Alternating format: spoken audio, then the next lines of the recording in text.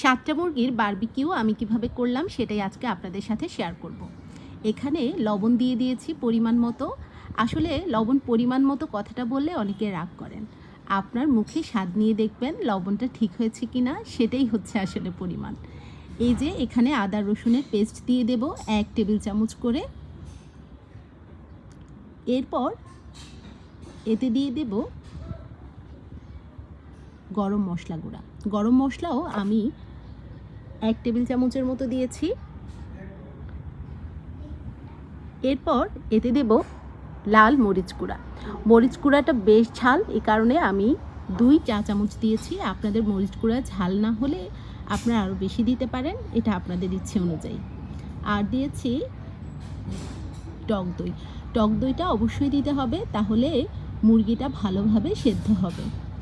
এই যে এর মধ্যে দিয়েছি সামান্য সয়া সস। সয়া সস দিয়েছি 1 টেবিল চামচের মতো। এরপর দেব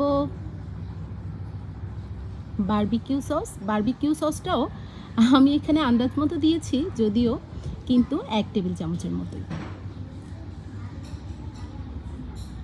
এরপর টমেটো সস দিয়েছি 1 টেবিল চামচ। সব কিছু দেওয়া শেষে খুব ভালো করে এভাবে টুকরো টুকরোর মধ্যে ভালোভাবে মশলাগুলো মেখে নেব। এই মেখে নেওয়াটাই আসলে আসল। খেয়াল রাখবেন যেন সবগুলো মাংসের টুকরোয় মশলা ঠিকভাবে পৌঁছায়। এই যে মশলা মাখানো শেষে এটাকে রেখে দেব 3-4 ঘন্টার মতো।